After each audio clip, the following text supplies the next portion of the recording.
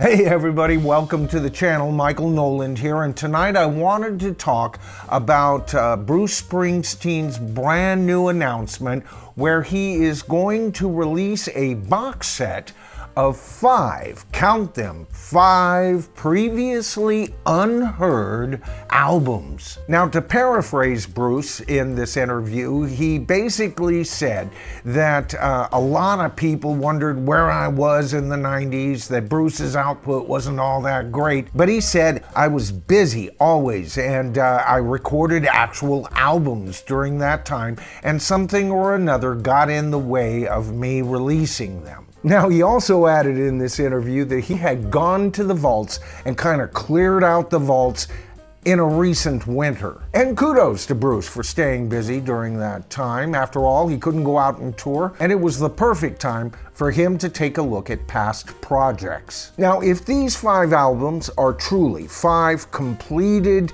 albums that he pulled at the last minute, I'm all in, because when Bruce is at his best, he's one of the best. Who knows? Perhaps he held those albums out because that was the time when the music scene was changing, very grunge flavored. I don't know. I always thought that Bruce's style would have fit in real well during that. But for whatever reason, he's saying here to Rolling Stone that he pulled these projects and for whatever reason just didn't release them. Now, he also goes on to say that this will be released shortly. So there's a couple of things we can talk about here. First of all, he gives us a pretty vague description about these albums, with the exception of describing one album that is made up of primarily drum loops and what he decided to do around that media. That actually sounds a bit interesting. And besides the vague statement of saying some of it has the E Street Band and some of them don't,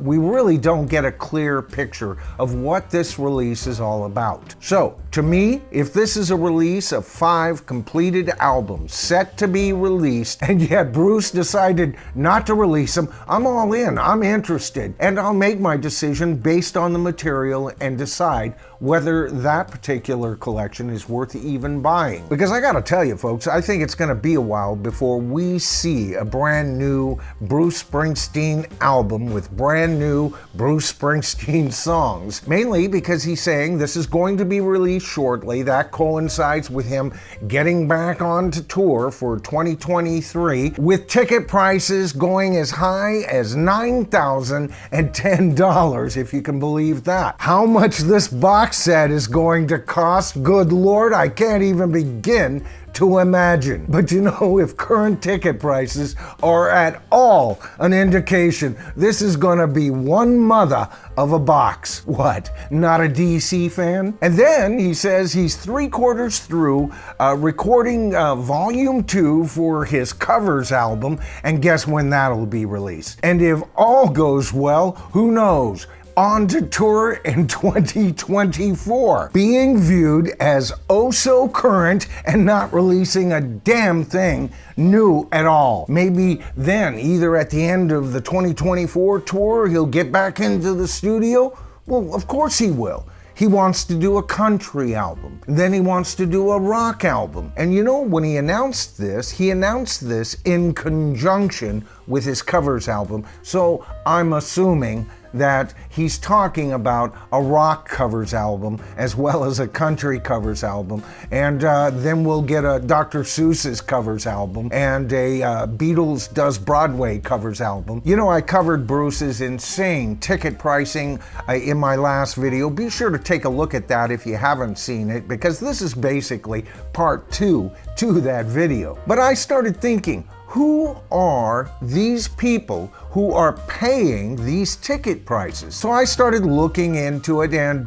first of all, there are basically 2 factions of Bruce fans. The first faction being the middle-aged white male faction that Bruce has always courted, but there is also this broader-based fan base out there that is made up of both men and women, and they tend, as a group, to be between 35 and 60 years old. Yeah, the very group that has the most money. Now, I don't begrudge someone who has done financially well in their lives, more power to them. But what I don't like is when those who have more use that more to drive costs up so that the average fan can't see who they want to see live. Now, with $9,000 representing the front row and $230, which is a lot of money for some folks, in the nosebleed seats behind the stage, I see a situation that in this case,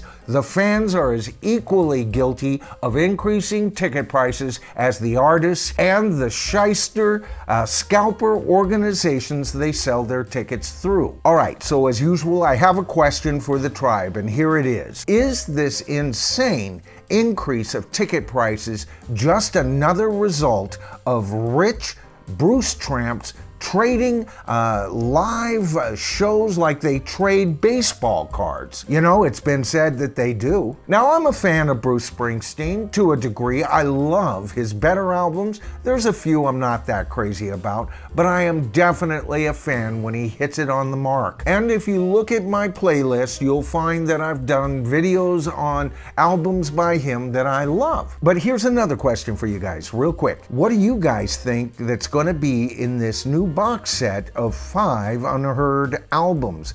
Are we going to get 5 completed albums that were ready and set to go, or are we getting an anthology of stuff and Bruce is only calling them completed albums? It'll be interesting to find out, won't it? Oh, and by the way, if you like tonight's video, please give it a thumbs up. That helps the YouTube where the hell is algorithm better identify the channel to a larger audience. How many of these can he possibly do? And that helps the channel grow. Oh, and by the way, if you haven't had a chance to subscribe to the channel as of yet, it's so easy.